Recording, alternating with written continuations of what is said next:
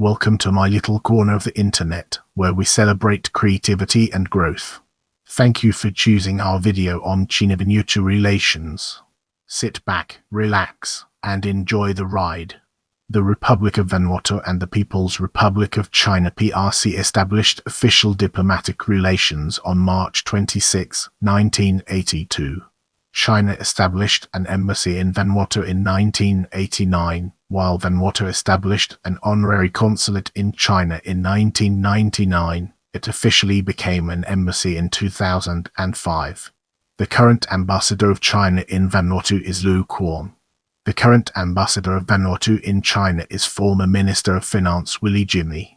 The Chinese government officially considers that Vanuatu and China have made tireless efforts and cooperation endeavors to promote and further strengthen friendship and cooperation for the benefit of peoples and nations, and that China and Vanuatu have smooth cooperation in economic, trade, agricultural, tourism, sports, and other fields.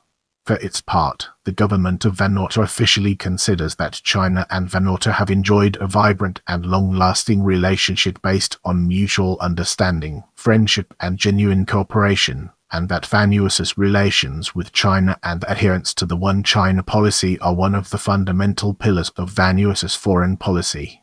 In June 2009, Vanuatu's ambassador to China, Willie, called for China to have a foot firmly planted in the Pacific through Port Vila, a comment which the Vanuatu Daily Post remarked no doubt caused ruffled feathers among other foreign diplomatic partners.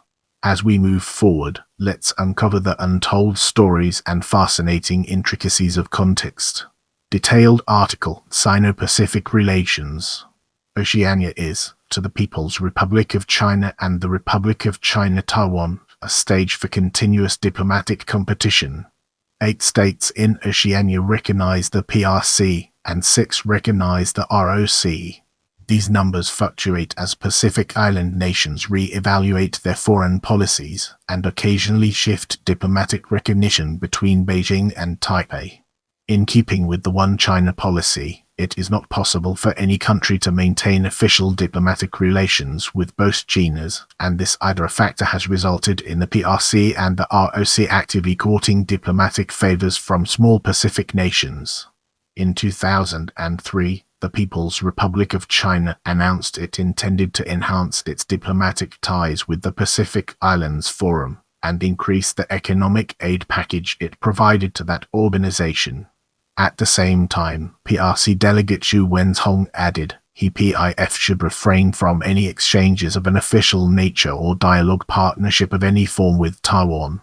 In 2006, Chinese Premier Wen Jiabao announced that the PRC would increase its economic cooperation with Pacific Island states. The PRC would provide more economic aid, abolish tariffs for exports from the Pacific's least developed countries, annul the debt of those countries, distribute free anti-malaria medicines, and provide training for 2,000 Pacific Islander government officials and technical staff. Also in 2006, Wen became the first Chinese premier to visit the Pacific Islands, which the Taipei Times described as a long-time diplomatic battleground for China and Taiwan. Similarly, according to Ron Crockham, professor of Pacific Studies at the University of the South Pacific, there have been more Pacific Islands minister visits to China than to any other country. Welcome to the next segment, where we explore economic relations and its significance in our journey. In 2006, Vanuatu signed an economic cooperation agreement with the PRC, whereby the latter was to assist Vanuatu's economic development and remove tariffs on imports from Vanuatu. The PRC also added Vanuatu to its list of approved tourism destinations for Chinese tourists. Vanuatuan Trade Minister James Buell said his country had also requested China's assistance in supplying machines so we can establish a plant in Vanuatu to produce biofuel. In 2002, the country's bilateral trade was worth €1.29 million, of which just over €1 million imported by Vanuatu from China, and over €200,000 imported by China from Vanuatu. Vanuatu imports Chinese garments, shoes, textiles, medicines, foods, and light industrial products, while China imports Vanuatuan plants to be used for killing insects and bacteria, as well as bussons and sawn timber. According to the government of Vanuatu, China is recognized as one of Vanuatu's major development partners. As of 2018, China reportedly accounts for approximately $220 million of Vanuatu's foreign debts. Moving forward, we'll be taking a closer look at military relations. According to reporting by Fairfax Media, China and Vanuatu are in negotiations to allow China to open a permanent military base on Vanuatu. China is funding the construction of a new wharf on Espiritu Santo, which Australian government officials believe could be used to host naval vessels. The Chinese Ministry of Foreign Affairs and Vanuatu Foreign Minister Ralph Regenvenu both rebuffed the reporting. In 2017, China donated 14 military vehicles to Vanuatu. Now it's time to shift gears and explore relations in culture and education. In July 2002, the Hebe Acrobatic Troupe performed in Vanuatu, followed by the Chinese Acrobatic and Folk Orchestra Troupe in June 2007.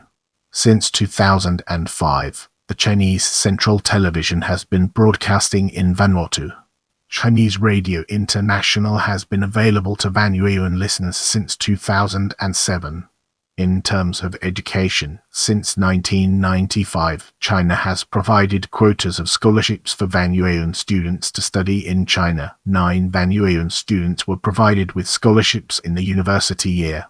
As of 2008, there were 2 Chinese language teachers sent by China in Vanuatu.